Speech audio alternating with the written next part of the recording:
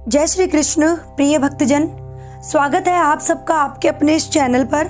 आज हम सुनेंगे बृहस्पतिवार व्रत की कथा एवं विधि। बृहस्पति देव देवताओं के गुरु माने जाते हैं। इन्हें गुरुदेव बृहस्पति कहा जाता है। विज्ञान, बुद्धि, धर्म, शिक्षा और अच्छे कर्मों के देवता माने जाते हैं। ज्योतिष में इन्हें गुरु ग्रह का स्वामी माना जाता है। गुरुवार का दिन बृहस्पति देव को समर्पित होता है।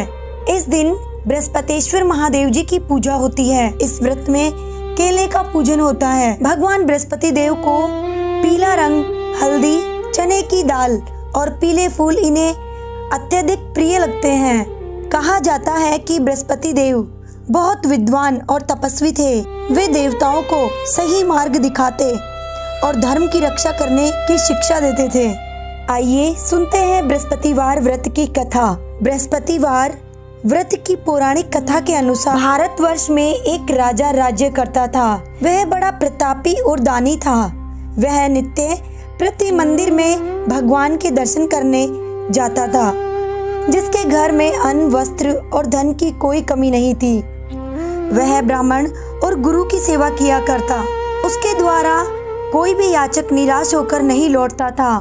वह बृहस्पतिवार को व्रत रखता और पूजन करता। हर दिन गरीबों की सहायता करता, परंतु यह सब उसकी रानी को अच्छी नहीं लगती। उसकी स्त्री बड़ी कृपण थी, किसी भिक्षार्थी को कुछ नहीं देती, सारे दिन काम काज में लगी रहती। एक दिन एक साधु महात्मा बृहस्पतिवार के दिन उसके द्वार पर आए और भिक्षा की याचना की। स्त्री उस समय घर के आंगन को लीप रही थी।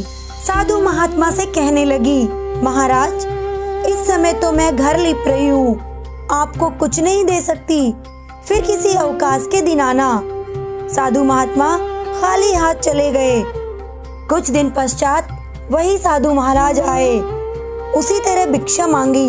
साहूकारनी उस दिन बच्चे को खिला रही थी। कहने लगी, महाराज, मैं क्या करूं? अवकाश नहीं है, इसलिए आपको भिक्षा नहीं दे सकती।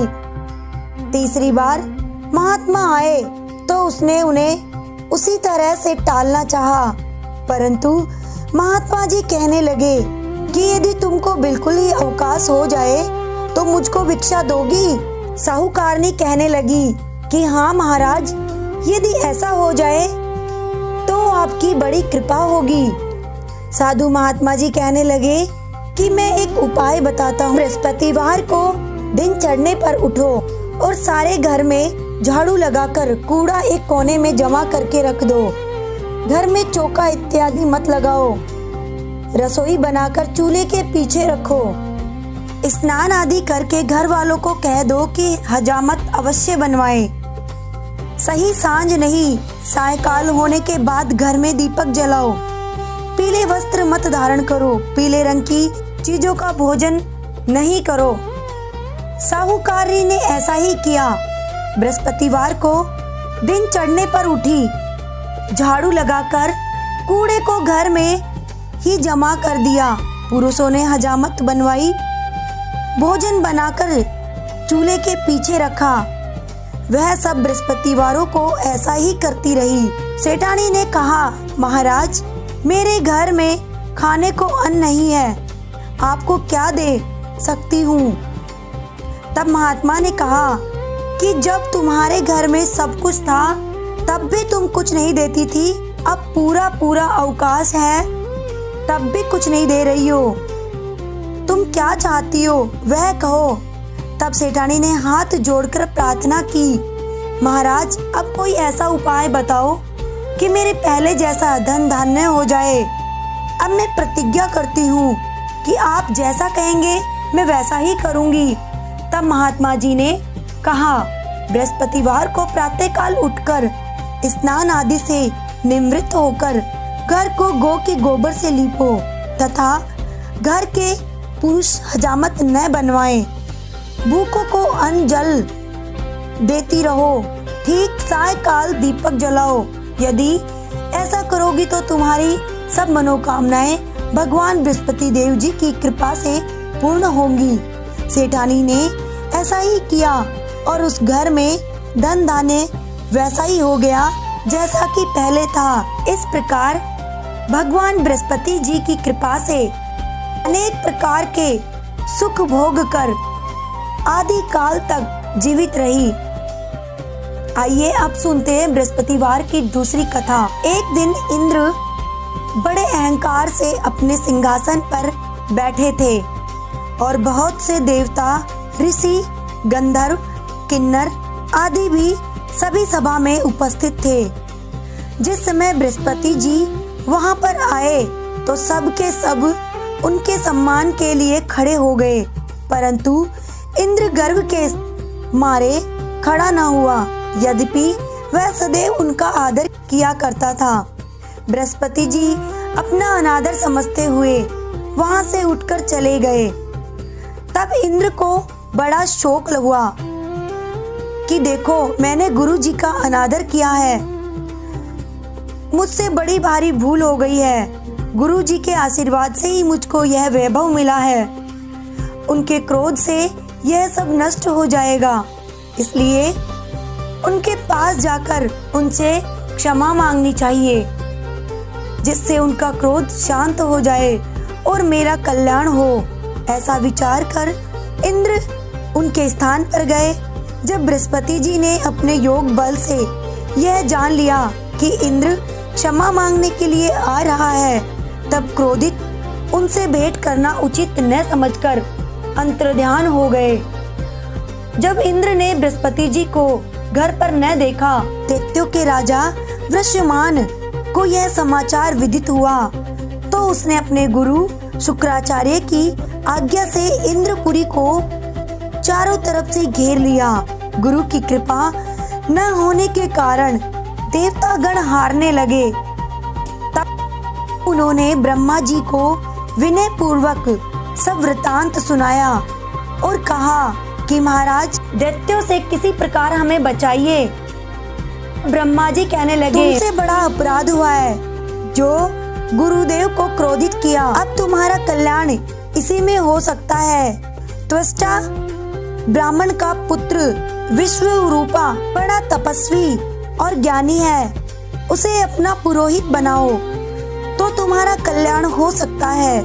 यह वचन सुनते ही इंद्र त्वष्टा के पास गए और बड़े विनीत भाव से त्वष्टा से कहने लगे कि आप हमारे पुरोहित बनिए, जिससे हमारा कल्याण हो। तब त्वष्टा ने उत्तर दिया कि पुरोहित बनने से तपोबल घट जाता है, परंतु तुम बहुत विनती करते हो, इसलिए मेरा पुत्र विश्वरूपा पुरोहित बनकर तुम्हारी रक्षा करेगा। विश्वरूपा ने पिता की आज्ञा से पुरोहित बनकर ऐसा यत्न किया कि हरी इच्छा से इंद्र वृषवर्मा को युद्ध में हराकर युद्ध में जीतकर अपने इंद्रासन पर स्थित हुआ। विश्वरूपा के 3 मुख थे। एक मुख से सोमपल्ली लता का रस निकाल कर पीते थे, दूसरे मुख से मदिरा पीते और तीसरे मुख से अनादि भोजन करते। इंद्र ने कुछ दिनों उपरांत कहा कि मैं आपकी कृपा से यज्ञ करना चाहता हूँ। तब विश्वरूपा की आज्ञा अनुसार यज्ञ प्रारंभ हो गया।